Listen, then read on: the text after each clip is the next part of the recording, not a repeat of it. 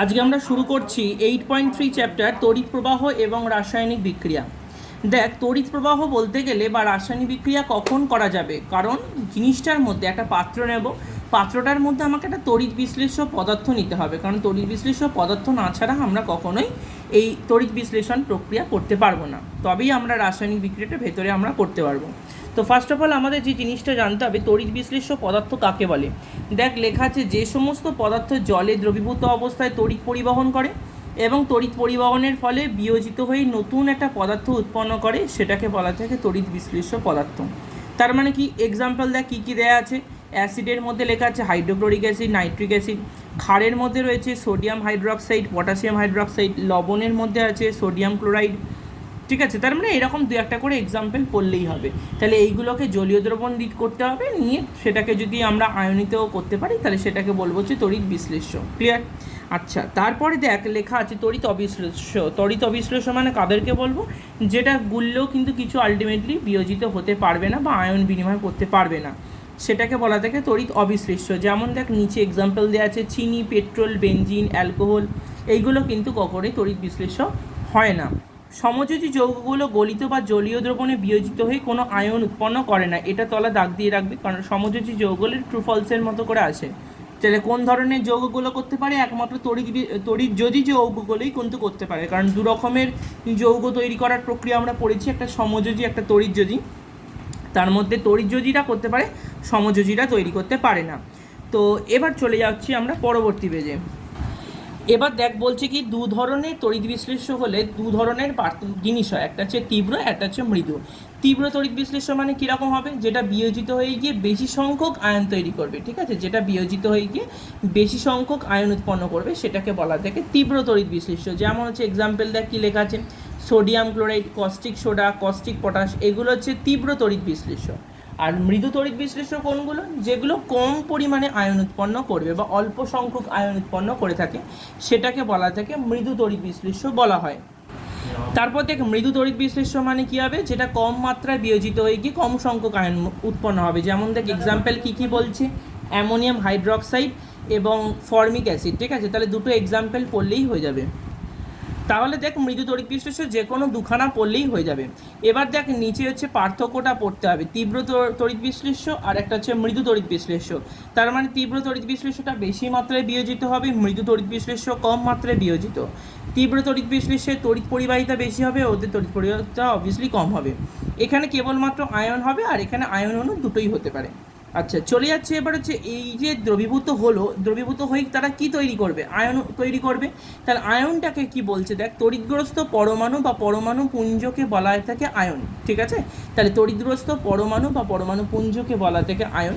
তার মধ্যে যেগুলো ধনাত্মক সেগুলোকে বলবে ক্যাটায়ন, যেগুলো নেগেটিভ সেগুলোকে বলবে অ্যানায়ন। তার মানে দেখ দুটোকে বলছে কি, ধনাত্মক তড়িৎগ্রস্তগুলোকে বলছে ক্যাটায়ন আর ঋণাত্মকগুলোকে বলা হয়ে থাকে হচ্ছে অ্যানায়ন। তারপর দেখ নিচে একটা দেখ লাইন লেখা আছে যে গলিত বা দ্রবীভূত তড়িৎ বিশ্লেষ্য পদার্থের মধ্যে দুটো ধাতব পাত নিমজ্জিত করে পাত দুটিকে একটিকে ব্যাটারির ধনাত্মক মেরু আর একটাকে ঋণাত্মক মেরুর সঙ্গে আটকানো হলো। তার মানে কী হবে, তখন তড়িৎ বিশ্লেষ্য পদার্থের মধ্যে দিয়ে তড়িৎ প্রবাহিত হবে। তার মানে শুধু এখানে একটু জল ঢেলে রাখলেই হবে না, আমাকে দুটো তড়িৎদ্বারকে ডুবিয়ে রাখতে হবে, এমন একটা তড়িৎ বিশ্লেষ্য পদার্থকে দিয়ে রাখতে হবে যেটা বিশ্লিষ্ট হয়ে আয়ন তৈরি করে থাকে। আর আয়নগুলো তৈরি করবে, আর আমি কি করব, এখানে পজিটিভ নেগেটিভ ওগুলোকে একটা ব্যাটারি দিয়ে যোগ করে দেবো। যোগ করলে কী হবে, তাদের মধ্যে দিয়ে একটা রাসায়নিক বিক্রিয়া হবে, একটা আয়ন বিনিময় করবে। তাই জন্য দেখ এখানে কি করবে, দেখ তার পরের লাইনে লিখছে ক্যাটায়ন এবং অ্যানায়নগুলো পরস্পর বিপরীত দিকে সরণ ঘটবে। অর্থাৎ ক্যাটায়ন অ্যানায়নগুলো তড়িৎ পরিবহন করে, ধাতব পরিবাহিত ইলেকট্রনগুলো তড়িৎ পরিবহন করে, কিন্তু তড়িৎ বিশ্লেষ্য পদার্থের মধ্যে দিয়ে ইলেকট্রন কিন্তু কোনো রকম তড়িৎ পরিবহন করে না। তাহলে কারা তড়িৎ পরিবহন করছে, শুধুমাত্র ধাতব পরিবাহিতে ইলেকট্রনগুলো কিন্তু করে, কখনো কিন্তু ওই তড়িৎদ্বারের মধ্যে কিন্তু ওগুলো ইলেকট্রন পরিবহন করে না। গলিত বা জলে দ্রবীভূত পদার্থগুলোতে ক্যাটায়ন অ্যানায়নগুলোই কিন্তু তড়িৎ পরিবহন করে থাকে। মানে দেখ এই যেগুলো প্লাস আছে আর যেগুলো মাইনাস আছে সেইগুলোই কিন্তু অপোজিট দিকে চলে যাবে। ঠিক আছে, অপোজিট দিকে চলে গিয়ে এটা তৈরি করবে। এবার যেটা পড়বো, যে এই দুটো ব্যাটারি যে দুটো দ্বার ছিল, যে দুটো তড়িৎদ্বার ছিল, সেই দুটো তড়িৎদ্বারের নাম পড়তে হবে। অর্থাৎ দেখ পরের পেজে যাচ্ছি, পরের পেজে গিয়ে দেখ কী লিখছে, তড়িৎ বিশ্লেষণ কাকে বলছে। তড়িৎ বিশ্লেষণ মানে তড়িৎ বিশ্লেষণ মানে যে পদ্ধতিতে করা হচ্ছে, তড়িৎ বিশ্লেষ্য পদার্থটাকে নিয়ে আমরা আয়ন বিনিময় বা নতুন পদার্থকে তৈরি করছি, সেইটাকে বলা থাকে তড়িৎ বিশ্লেষণ। তাহলে এই তড়িৎ বিশ্লেষণ করতে গেলে আমরা যে পাত্রটার মধ্যে করব তাকে বলা থাকে ভোল্টামিটার। তাই কেন এই ভোল্টামিটার কথাটাতে জোর দিলাম, কারণ পরীক্ষায় প্রশ্ন আসে ভোল্টমিটার আর ভোল্টামিটারের মধ্যে পার্থক্য কী। কি বললাম প্রশ্নটা? ভোল্টামিটার আর ভোল্টমিটারের মধ্যে পার্থক্য কী? কারণ ভোল্টমিটার দিয়ে আমরা তো এক চলতড়িৎ পড়েছি। ভোল্টমিটার হচ্ছে কার একক? তড়িৎ পরিবাহের যে বিভব প্রভেদের একক, ঠিক আছে? বিভব প্রভেদের একক হচ্ছে তোর ভোল্টমিটার, মানে ওটা দিয়ে মাপা হয় আর কি, ভোল্টমিটার যন্ত্রটা দিয়ে মাপা হয় বিভব প্রভেদটা। আর ভোল্টামিটার যেখানে তড়িৎ বিশ্লেষণ করা হয়, যেমন আমরা রান্না করার সময় কড়াতে আমরা রান্না করি, তেমনি তড়িৎ বিশ্লেষণ করা হয় যে জায়গাটাতে, সেটা তার নাম হচ্ছে ভোল্টামিটার। আচ্ছা, এবার হচ্ছে এই ভোল্টামিটারের মধ্যে দুটো দণ্ডকে ডুবিয়ে রাখা হয়েছে। তাহলে এই যে দুটো সুপরিবাহী ধাতব পাতকে ডুবিয়ে রাখা হয় সেটাকে বলা হয় থাকে তড়িৎদ্বার। তার মধ্যে যে তড়িৎদ্বারটা ব্যাটারির পজিটিভের সঙ্গে যুক্ত থাকে সেটাকে বলা হয় থাকে অ্যানোড, আর যেটা ঋণাত্মক মেরুর সঙ্গে যুক্ত থাকে সেটাকে বলা হয় থাকে ক্যাথোড। তার মানে বুঝতে পারছিস যে কোনটাকে বলা হয়। তার মানে ব্যাটারির পজিটিভটাকে বলা হয় থাকে অ্যানোড আর নেগেটিভটাকে বলা হয় থাকে ক্যাথোড। আচ্ছা, পেজের দেখ নিচের দিকে চলে যাব। দেখ একটা ইকুয়েশন দিয়ে আছে, ইকুয়েশনটা অতটা পড়ার দরকার নেই, চলে যাচ্ছি। তারপরে দেখ তড়িৎ বিশ্লেষ্য পদার্থের মধ্য দিয়ে তড়িৎ প্রবাহ চালনা করলে ক্যাটায়নগুলো ক্যাথোডের দিকে যায়, অ্যানায়নগুলো অ্যানোডের দিকে আকৃষ্ট হয়। কেন বলছি? কারণ দেখ একটু আগে আমি বলেছি অ্যানায়ন কোনগুলো? অ্যানায়ন হচ্ছে নেগেটিভ, আর পজিটিভ তড়িৎদ্বার কোনটা? অ্যানোড। তার মানে নেগেটিভ পজিটিভের কাছে যাবে আর পজিটিভ নেগেটিভের কাছে যাবে। ওই জন্য দেখ পাশে যে ছবিটা দিয়ে আছে না, তড়িৎ বিশ্লেষণের যে ছবিটা দেওয়া আছে, সেই ছবিটা দেখ প্লাসগুলো গেছে মাইনাসের দিকে আর মাইনাসগুলো গেছে প্লাসের দিকে। বুঝতে পেরেছিস? তার মানে এখানে বোঝা যাচ্ছে যে কোনগুলো কোন তড়িৎদ্বারের দিকে যাচ্ছে, মানে ক্যাটায়নগুলো যাচ্ছে ক্যাথোডের দিকে আর অ্যানায়নগুলো যাচ্ছে অ্যানোডের দিকে। আচ্ছা, তারপরে দেখ লেখা আছে ক্যাটায়নগুলো ক্যাথোডের সংস্পর্শে এসে কী করবে? ক্যাথোড থেকে ইলেকট্রনকে গ্রহণ করবে। তাহলে ক্যাটায়নগুলো কী করবে? ক্যাথোডের কাছে এসে ক্যাথোড থেকে কী করবে? ইলেকট্রনগুলো গ্রহণ করে নেবে, আর তারপর তড়িৎ মুক্ত হয়ে পরমাণুতে পরিণত হবে। আর অ্যানায়নগুলো কী করবে? অ্যানোডের সংস্পর্শে এসে ইলেকট্রন বর্জন করে পরমাণু বা মূলকে পরিণত হবে। কারণ আমরা জানি যে কেউ যখন ইলেকট্রন ত্যাগ করে সেই তখন কিসে পরিণত হয়ে যায়? মূলকে পরিণত হয়ে যায়। ঠিক আছে, তার মানে এইখান থেকে এটা কিন্তু পুরোটাই পড়তে হবে। আচ্ছা, তারপর দেখ বলছি তড়িৎ বিশ্লেষণের সময় কোন শক্তি কোন শক্তিতে রূপান্তরিত হয়। লেখা আছে দেখ তড়িৎ শক্তি রাসায়নিক শক্তিতে রূপান্তরিত হয়। কেন বলছে? কারণ দেখ ওপরের আমি পজিটিভ নেগেটিভটাকে দিয়ে আমি ব্যাটারিকে যোগ করলাম, তার মানে কি ওদের ব্যাটারির মধ্যে একটা কানেকশন তৈরি হয়ে গেল। যেমনি তড়িৎ শক্তি যাবে তেমনি ওদের মধ্যে একটা রাসায়নিক বিক্রিয়া শুরু হবে। এই যে ক্যাটায়নগুলো ক্যাথোডের দিকে যাওয়া বা অ্যানায়নগুলো অ্যানোডের দিকে যাওয়া, এই যে যাওয়া আসার ফলে কী হবে? এগুলোর মধ্যে একটা কিন্তু তড়িৎ শক্তি রাসায়নিক শক্তিতে পরিণত হবে। এছাড়া কি বলছে দেখ তড়িৎ বিশ্লেষণের সময় ডিসি ব্যবহার করা অত্যাবশ্যক। কেন ডিসি ব্যবহার করা অত্যাবশ্যক? কারণ আমরা দেখ ডিসি ব্যবহার করতে গেলে ডাইরেক্ট কারেন্টকে ব্যবহার করা হয় থাকে, ঠিক আছে? তাহলে ডিসি মানে হচ্ছে কি? Direct current. আমরা যদি ডাইরেক্ট কারেন্টটাকে ইউজ করি তাহলে কি হবে? আমার বিক্ষেপটা হবে না। আমার যে তড়িতের যে অল্টারনেটিং কারেন্টের ক্ষেত্রে কি হয়? তড়িতের অভিমুখ বদলে যায়, কখনো পজিটিভ থেকে নেগেটিভ হচ্ছে, কখনো নেগেটিভ থেকে পজিটিভ হচ্ছে, নিয়ে থেকেই ওটা কিন্তু ঘুরে যায়, যেটা কিন্তু এই সমস্তগুলোর ক্ষেত্রে করতে পারবো না। কারণ দেখ আমরা তো দুটো তড়িৎদ্বারের মধ্যে লাগিয়ে রেখেছি, একটা ব্যাটারির কোনটা পজিটিভ কোনটা নেগেটিভ সেটা কিন্তু একটা ব্যাটারিতে কিন্তু উল্লেখ করাই থাকে। যদি আমরা ইলেকট্রিকের সঙ্গে কানেকশান করি তার মানে হঠাৎ করে এই তড়িৎদ্বার দুটোর মধ্যে একবার ক্যাথোড অ্যানোড হলো, সঙ্গে সঙ্গে আবার ঘুরে গিয়ে ওটা অ্যানোড ক্যাথোড হয়ে যাবে। তার মানে মাঝখানে তো আর ইলেকট্রনগুলো তো ভ্যাবাচাকা খেতে পারবে না, তাই জন্য আমাকে ওখানে ডিসিটাকে ব্যবহার করতে হবে। কারণ ডিসি অল টাইম ইউজ করলে ওর মানে এই যে ক্যাথোড বা অ্যানোডগুলো এগুলো অল টাইম কনস্ট্যান্টই থাকবে, এগুলো কখনো চেঞ্জিং কিছু পজিশন হবে না। আচ্ছা, এবার বলছে যে তড়িৎ বিশ্লেষণ এখানে ওই জন্য এসি ব্যবহার করলে কোনো রকমই কিন্তু রাসায়নিক বিক্রিয়া হবে না। আচ্ছা, এবার দেখ নিচের লাইনে লিখেছে যে ইলেকট্রন বিনিময়ের পরিপ্রেক্ষিতে অ্যানোড ক্যাথোডের সংজ্ঞা কোনটাকে বলছে? যে তড়িৎদ্বার অ্যানায়ন থেকে ইলেকট্রন গ্রহণ করে তাকে বলছে অ্যানোড। তার মানে একটু আগে যেটা বললাম, তাহলে অ্যানায়ন থেকে যারা ইলেকট্রন গ্রহণ করছে সেটাকে বলা হয় থাকে অ্যানোড। চলে যাচ্ছি পরের পেজে, দেখ লেখা আছে যে তড়িৎদ্বার ক্যাটায়নকে ইলেকট্রন প্রদান করছে সেটাকে বলা থেকে কি? ক্যাথোড। যেমন দেখ নিচে একটা খাদ্য লবণের তড়িৎ বিশ্লেষণের পিকচার এখানে দেওয়া হলো। তাহলে খাদ্য লবণটাকে যদি বিয়োজিত করি তার মানে কি হয়ে যাবে? খাদ্য লবণটাকে বিয়োজিত করলে হয়ে যাবে Na+Cl-, ঠিক আছে? তাহলে NaClটাকে ভাঙলে কি তৈরি করবে? Na+Cl- এটা তৈরি করছে। এবার দেখ কী করছে, ক্যাথোডের বিক্রিয়াটাকে দিকে ভালো করে তাকা। দেখ দ্রবণে কী ছিল, Na+ ছিল, তাহলে Na+ কী করবে, আর একটা ইলেকট্রনকে, কেন ওর হচ্ছে বেশি পড়ে আছে, ঠিক আছে, তাই জন্য ও কী করবে, একটা ইলেকট্রন নেবে, তাই নিয়ে কী করবে, ও Na-তে পরিণত হয়ে যাবে। আর পরের লাইনে দেখ Cl কী করছে, Cl হচ্ছে একটা ইলেকট্রনকে যোগ করে ওটাকে Cl- পরিণত করছে, মানে আলটিমেটলি Cl- ছিল, তার থেকে একটা ইলেকট্রনকে বের করে দেবে, তাই বলে ওটা কিন্তু Cl তৈরি করবে। আচ্ছা, তাহলে মানে দেখ এখানে বলে দিয়েছে, তাহলে NaClকে তড়িৎচালনা করলে Na+ আয়নটা ক্যাথোডে যায়, আর Na+ আয়ন একটি ইলেকট্রনকে গ্রহণ করে আধানমুক্ত হবে, ওই জন্য কী করবে, ক্যাথোডে সোডিয়াম উৎপন্ন হবে, আর Clটা হচ্ছে অ্যানোডে যাবে, অ্যানোড থেকে কী করবে, ইলেকট্রনকে যেটা বর্জন করেছিল সেটা বর্জন করবে, বর্জন করে আধানটা মুক্ত হবে, যার পরে ওখানে ক্লোরিন পরমাণুতে পরিণত হবে, ঠিক আছে। তাই জন্য দেখ ওখানে হয়ে যাচ্ছে Na++ Na, আবার দেখ দুটো Clকে মিক্সচার করে হয়ে যাবে হচ্ছে Cl2, ক্লিয়ার।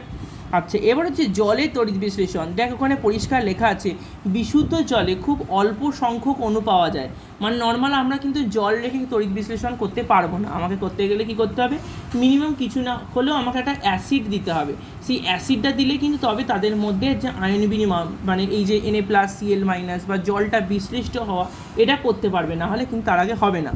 ওই জন্যই দেখ আমরা কি করছি, তড়িৎ বিশ্লেষণ হিসাবে আমরা অ্যাসিড, ক্ষার বা লবণ এরকম কিছু কিছু জিনিস দিলে তবে জিনিসটার মধ্যে তড়িৎ বিশ্লেষণ করতে পারবো।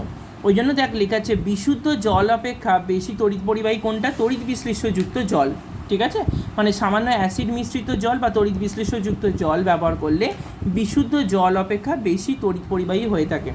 তাহলে জলটা যদি বিশ্লিষ্ট হয় তাহলে কোথায় কি তৈরি করবে, দেখ লেখা আছে ক্যাথোডে হাইড্রোজেন আর অ্যানোডে অক্সিজেন তৈরি করবে, আর তার ঠিক আগের লাইনে দেখ লেখা আছে কোন তড়িৎদ্বার ব্যবহার করা হবে, প্ল্যাটিনাম তড়িৎদ্বার ব্যবহার করা হবে, তাহলে ওটার তলা দাগ দিয়ে রাখ, একটা হচ্ছে প্ল্যাটিনাম তড়িৎদ্বারের তলা দাগ দেবো, আর একটা হচ্ছে কি ক্যাথোডে কি তৈরি হয় হাইড্রোজেন, আর অ্যানোডে কি তৈরি হয় অক্সিজেন, এটা কিন্তু দাগ দিয়ে রাখবি। চলে যাবো হচ্ছে দেখ নিচের দিকে, দেখ দুটো মাঝখানে ব্যাখ্যাটা কিছু পড়ার দরকার নেই, নিচে দেখ দুটো বিক্রিয়া লেখা আছে, একটা ক্যাথোড একটা হচ্ছে অ্যানোড। দেখ ক্যাথোডটা কী করবে, সেম টু সেমভাবে 4H+ ছিল, মানে H+ আর OH-, তো চারখানা যুক্ত হবে, তাহলে 4H+, তাহলে ও কী করবে, চারটি ইলেকট্রনকে গ্রহণ করবে, গ্রহণ করে ও H2-তে পরিণত হলো, মানে হয়ে গেল কত, 2H2, ক্লিয়ার। আর যেটা হাইড্রোক্সাইড ছিল মানে OH, ওরকম তাই চারটে OH যুগ, ও কী করবে, চারটি ইলেকট্রনকে ত্যাগ করে দেবে, ত্যাগ করলেই কী হয়ে যাবে, 2H2O তৈরি করবে, যেমনি 2H2O তৈরি করা মানে হচ্ছে 2H2O প্লাস হচ্ছে O2 তৈরি করে নিচ্ছে, তার মানে দেখ এখানে হয়ে যাচ্ছে H2, এখানে মানে ক্যাথোডে হচ্ছে হাইড্রোজেন আর অ্যানোডে হচ্ছে অক্সিজেন। ওই জন্য প্রশ্ন আসে যে ক্যাথোড এবং অ্যানোডে গ্যাসের অনুপাত কত, তাহলে ক্যাথোডে কী উৎপন্ন হয়েছে, হাইড্রোজেন, অ্যানোডে হয়েছে কটা, অক্সিজেন।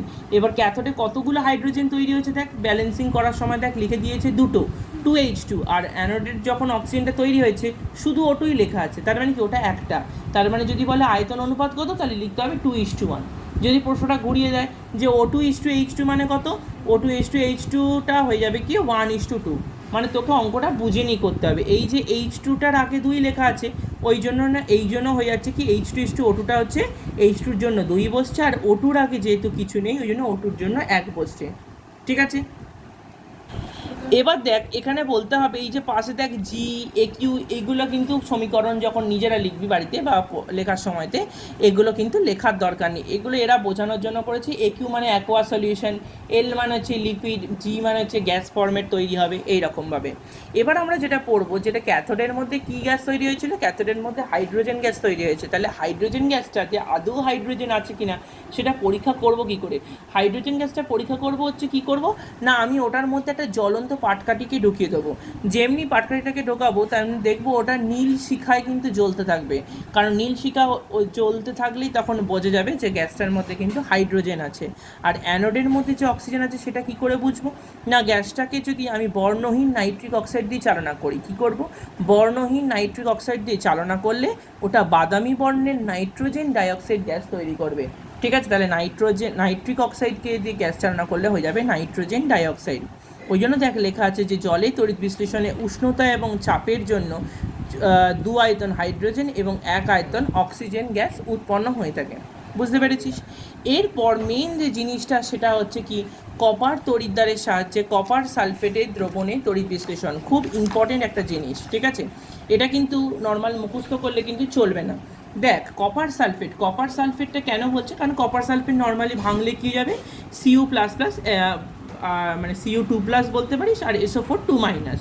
তেমনি শুধু তো কপার সালফেট নিলে আমরা করতে পারবো না, আমাকে তার সঙ্গে একটু জলকে মিক্স আপ করতে হবে। তাহলে সেই জলটা যদি ভেঙে যায়, জলটা ভাঙলে কী হবে, H+ আর OH-। তাহলে মানে দেখ, তাহলে নেগেটিভগুলো কোথায় যায়, কারণ হচ্ছে যারা দেখ ওই Cu2+ বা মাথায় যাদের প্লাস আছে সেগুলো কোথায় যায়, ক্যাথোডে যায়। এবার দেখ এই যে দ্রবণ যে দুটো বিশ্লিষ্ট করলো, দ্রবণ দুটোর মধ্যে কারা কারা ছিল, একটা Cu2+ ছিল আর H+ ছিল। তাহলে Cu2+ যদি যায় তাহলে ও কটা ইলেকট্রন নেবে, দুটো করে ইলেকট্রন নেবে, নিয়ে ও সিউতে পরিণত হবে। আর H+ যদি যায় ও কী করবে, একটা পরমাণু নিয়ে করবে। তাহলে ইলেকট্রন গ্রহণ করার চাহিদাটা কার বেশি, Cu না H এর? অবভিয়াসলি Cu এর থাকবে চাহিদা বেশি, কারণ ও দুটো ইলেকট্রন চাইছে।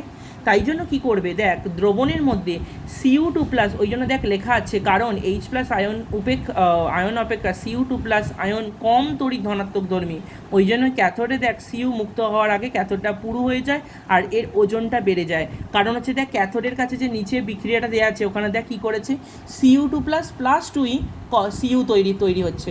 মানে একটা হচ্ছে কপার সালফেট হচ্ছে আমি দ্রবণে নিয়েছি, প্লাস আমি কপার তড়িৎদ্বারটাকেও নিয়েছি, যার ফলে যদি আমার এটা একটা তড়িৎদ্বার হয়, তার মানে কী হবে, দ্রবণ থেকে কপারগুলো এসে এর ওপর জমা হতে থাকবে।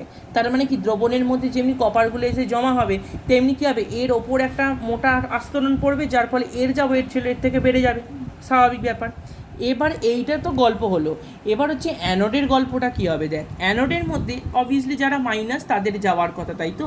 তাহলে অ্যানোডের মধ্যে কারা কারা যাবে, একটা হচ্ছে SO4 2- আছে আর একটা হচ্ছে OH- আছে, তার মানে এদের দুজনকারই যাওয়ার কথা। কিন্তু এখানে একটা জিনিস হয়, দেখ ওখানে লেখা আছে কি, দেখ এই SO4 2- OH- আয়ন কিন্তু অ্যানোডের দিকে আকর্ষিত হয়, কিন্তু SO4 2- এবং OH- আয়নের ইলেকট্রন ত্যাগ করাচ্ছে Cu পরমাণু দুটো ইলেকট্রন ত্যাগ করে Cu2+ আয়নে পরিণত হয়ে গিয়ে দ্রবণের মধ্যে চলে আসাটা অনেক বেশি সহজ।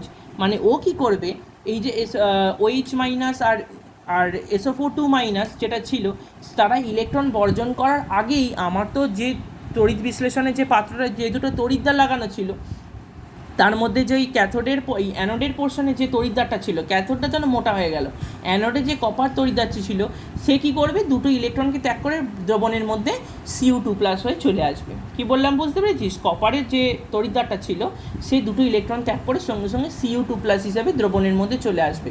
আবার Cu2+ আবার দুটো ইলেকট্রনকে গ্রহণ করে নিয়ে ক্যাথোডের ওপর কপারটা জমা হবে। মানে এইভাবে কী হবে, অ্যানোডটা আস্তে আস্তে ক্ষয়তে থাকবে আর ক্যাথোডের ওপরে এসে এসে জমা হতে থাকবে। তার মানে কী হবে, কার ওজন বাড়বে, ক্যাথোডটার ওপর ওজন বেড়ে যাবে আর অ্যানোডটা ক্ষয়প্রাপ্ত হতে হতে একটা টাইমের পর আর অ্যানোডটা থাকবে না। কি বললাম বুঝতে পেরেছিস, এই হচ্ছে মেন জিনিসটা হয়ে থাকে। ওই জন্য দেখ বিক্রিয়াটা দিয়ে দিয়েছে Cu2+ প্লাস 2, এখান থেকে Cuটা মানে Cu দুটো ইলেকট্রন ত্যাগ করে Cu2+ হিসেবে দ্রবণে চলে আসছে আর ওইগুলোই আবার ক্যাথোডের ওপর এসে জমা হচ্ছে। ওই জন্য এটা কিন্তু খুব ইম্পর্ট্যান্ট একটা প্রশ্ন। আচ্ছা, তারপর হচ্ছে কি তড়িৎ লেপন। তাহলে তড়িৎ লেপন মানেটা কি, তড়িৎ লেপন মানে হচ্ছে তড়িৎ বিশ্লেষণ পদ্ধতিতে বেশি সক্রিয় ধাতুর ওপর একটা কম সক্রিয় ধাতুর একটা প্রলেপ দেওয়া হয়, সেটাকেই বলা হয়ে থাকে তড়িৎ লেপন বলা হয়ে থাকে। এর উদ্দেশ্য কি, স্বাভাবিকভাবে যে কোনো জিনিস এগুলো কখন তড়িৎ এই লেপনটা করা হয়, একটা হচ্ছে চকচকে রাখার জন্য, প্লাস হচ্ছে জলীয় বাষ্পকে যাতে আটকানো যায়, একটা হচ্ছে সেটা, প্লাস হচ্ছে যত বেশি জলীয় বাষ্পকে আটকাতে পারবো তার মানে মরচে ধরা এই ব্যাপারটা আসবে না, বা রাস্ট যে পড়াটা সেটা আসবে না। আর একটা চাকচিক্য বা স্থায়িত্ব বা তার একটা ঔজ্জ্বলতা সেটা প্রকাশ করার জন্য কিন্তু এই তড়িৎ লেপনটা করা হয়। এবার দেখ জেনে রাখার যে বিষয়টা সেটা পড়তে হবে, যে তড়িৎ বিশ্লেষণ প্রক্রিয়া যে ধাতুর ওপর প্রলেপ দিতে হবে সেটাকে নিতে হবে ক্যাথোড, আর যে ধাতুটাকে দিচ্ছি মানে যে ধাতুর প্রলেপটা দিচ্ছি সেটাকে নিতে হবে হচ্ছে অ্যানোড। মানে কি বলছে ভালো করে দেখ, মানে ধর এটা একটা পেন্সিল বক্স, এর ওপরে দেখ নীল কালারের একটা কোট করা হয়েছে, তাই তো? তার মানে হচ্ছে যে ধাতুর ওপর এই যে ধাতুটার ওপর প্রলেপ দিতে হবে, মানে এটা কি ভেতরটা হচ্ছে অ্যালুমিনিয়ামের একটা জিনিস, এই অ্যালুমিনিয়ামের ওপর দেওয়া হচ্ছে, তার মানে এখানে অ্যালুমিনিয়ামটা হচ্ছে ক্যাথোড। আর কাকে অ্যানোড নেব, এই যে আমি ব্লু কালারটা, এই ব্লু কালারটা হচ্ছে আমার অ্যানোড। যদিও এটা নয়, মানে ধাতব পদার্থ নয়, যদি আমরা ধাতব পদার্থ নিতাম, ধর আমরা যদি বলি আমরা যে লোহার কড়াইয়ের ওপর জিঙ্কের একটা প্রলেপ দেওয়া, তার মানে লোহাটা হবে ক্যাথোড আর ওই জিঙ্কের আস্তরণটা হচ্ছে অ্যানোড, ঠিক আছে? আর যে ধাতুটার প্রলেপ দিতে হবে তারই কোনো একটা দ্রাব্য লবণকে তড়িৎ বিশ্লেষক হিসাবে আমাকে কিন্তু গ্রহণ করতে হবে। দেখ ওই জন্য দেখ নিচে কতগুলো নাম দিয়ে দিয়েছে, সেই নামের সঙ্গে সঙ্গে তার লবণগুলোরও নাম দেওয়া আছে।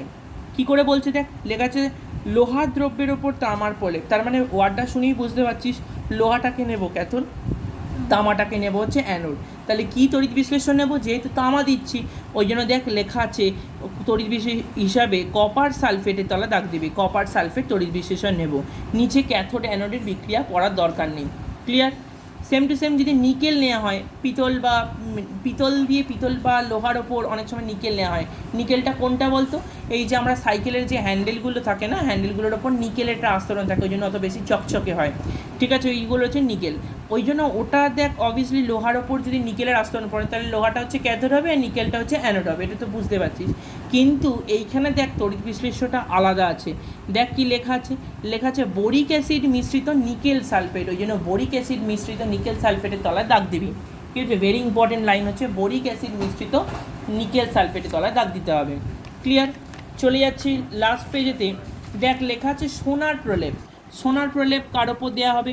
পেতলের ওপর সোনার প্রলেপ দিতে হলে পেতলকে নিতে হবে ক্যাথোড, সোনার পাত্রকে নিতে হবে অ্যানোড। অনেক সময় দেখবে পেতলের ঠাকুরের গয়নাগাটি করা হয়, তারপর আমরা কি করি, সোনার জল করে দিই। ঠিক আছে, তার মানে ওগুলো হয়ে যায় কি, পেতলটা হয়ে যাচ্ছে আমার ক্যাথোড, সোনার যে পাত্র দেওয়া হবে সেটা হচ্ছে অ্যানোড। তাহলে তার জন্য আমরা কি তড়িৎ বিশ্লেষণ নেব? Very important line, potassium aurocyanide, very important, potassium aurocyanide, KAUCN2। ঠিক আছে, অরোসায়ানাইডের তলায় দাগ দিয়ে রাখবি। আর রূপোর প্রলেপ দিতে হলে লোহার বস্তুটাকে ক্যাথোড নেব, রূপোর দণ্ডটাকে অ্যানোড নেব। তার জন্য আমি কি তড়িৎ বিশ্লেষণ নেব? আর্জেন্টোসায়ানাইড, পটাশিয়াম আর্জেন্টোসায়ানাইড, এটা হচ্ছে তড়িৎ বিশ্লেষণ হিসাবে নিতে হবে। মাঝখানে অ্যাক্টিভিটি 3 এটা পড়ার দরকার নেই। লাস্ট ফিনিশিং যে দুটো জিনিস আছে, ধাতু নিষ্কাশন। ধাতু নিষ্কাশনের ক্ষেত্রে দেখ ওই যেমন বলে যেটা লেখা আছে সেটা কিন্তু পড়তে হবে। যেমন দেখ এখানে অ্যালুমিনার তড়িৎ বিশ্লেষণ করেছে, অ্যালুমিনার তড়িৎ বিশ্লেষণ করলে কি হবে? দেখ লেখা আছে অ্যালুমিনিয়ার তড়িৎ বিশ্লেষণ করে অ্যালুমিনিয়ামকে নিষ্কাশন করা হয়। ওর জন্য দেখ কী কী মিক্সচার করতে হচ্ছে। দেখ লেখা আছে অ্যালুমিনার সঙ্গে 60% ক্রায়োলাইট, তার সাথে 20% ফ্লুরোস্পার মিশিয়ে 900 ডিগ্রি টেম্পারেচার উষ্ণতায় মিশ্রণটা গলে যায়। তার মধ্যে গ্রাফাইট তড়িৎদ্বার ব্যবহার করে তড়িৎচালনা করলে ক্যাথোডে অ্যালুমিনিয়াম মুক্ত হয়। তাহলে ভেরি ভেরি ইম্পর্টেন্ট একটা জিনিস হচ্ছে এটা। ক্লিয়ার? তাহলে কীভাবে কোথায় কী উৎপন্ন হচ্ছে সেটা হচ্ছে এখানে বর্ণনা করেছে। নেক্সট হচ্ছে লাস্ট পয়েন্ট হচ্ছে কপারকে বিশুদ্ধকরণ। কপার বিশুদ্ধকরণ কি করে করা হয়? দেখ বুঝতেই পারছিস কি লেখা আছে, তড়িৎ বিশ্লেষণ পদ্ধতিতে অবিশুদ্ধ কপার থেকে বিশুদ্ধ কপার পাওয়া যায়। ওর জন্য দেখ কি নেওয়া হচ্ছে, লেড আস্তরণযুক্ত তড়িৎ বিশ্লেষণ পাত্রে। তার মানে যে পাত্রটা নেওয়া হবে সেটা হচ্ছে কি, লেড আস্তরণযুক্ত। আর ওর মধ্যে কী নেব, সালফিউরিক অ্যাসিড যুক্ত কপার সালফেট দ্রবণ নিতে হবে, মানে সালফিউরিক অ্যাসিডও থাকবে কপার সালফেটও থাকবে। নিয়ে দ্রবণটা নিয়ে বিশুদ্ধ কপারের পাত্রটাকে ক্যাথোড আর অবিশুদ্ধ যে কপার পাত্র সেটাকে নিতে হবে অ্যানোড। তার মানে বুঝতেই পারছিস দ্রবণে যদি কপার আসে তার মানে ওটা কার ওপর এসে জমা হবে? ক্যাথোডটার ওপর জমা হবে। অলরেডি বিশুদ্ধ কপার নিয়েছি, তার মানে ক্যাথোডটা যেটা আছে তার ওপর আস্তে আস্তে মোটা হয়ে যাবে জিনিসটা আরও। আর অ্যানোডটা কী হবে? অবিশুদ্ধ, তার মানে অ্যানোডটা আস্তে আস্তে ক্ষয়তে থাকবে। ওই জন্য দেখ অ্যানোডটা ক্ষয়তে গিয়ে ওই জন্য ক্যাথোডে এসে বিশুদ্ধ কপার দেখ কত লেখা আছে, 99.9%। ওই জন্য যখন এই প্রক্রিয়াটা চলে তখন দেখবি ক্যাথোডটার ওপর এসে জমা হয় আর অ্যানোডটা আস্তে আস্তে ক্ষয়তে থাকে। অ্যানোডটা ক্ষয়তে অ্যানোডের তলায় যে সমস্ত আলতু ফালতু ধাতুগুলো সেগুলো অ্যানোডের তলায় জমে থাকে, কারণ ও তো আর ক্যাথোডের উপর আসতে পারে না। ওই জন্য অ্যানোডের তলায় যেটা জমে থাকে সেটাকে বলা থাকে অ্যানোড মাড বলা হয়। যদি এখানে লেখা নেই তাহলে ওই জিনিসটা পড়ে রাখতে হবে যে অ্যানোড মাড কি না, যখনই তড়িৎ বিশ্লেষণ করা হয় তখন অ্যানোডটা ক্ষয়প্রাপ্ত হতে হতে যখন অ্যানোডের নিচে অবিশুদ্ধ পদার্থগুলো পড়ে থাকে খনিজ মলের মতো করে, সেটাকে বলা থাকে অ্যানোড মাড বলা হয় থাকে। ঠিক আছে, তো এখানে ক্যাথোড অ্যানোডের বিক্রিয়াটা অতটা পড়া দরকার, কারণ এইগুলোর কনসেপ্ট তোরা আগেই পড়েছিস। ঠিক আছে, তো এই চ্যাপ্টারটা এইখানে এসে এতটা পড়ানো হলো।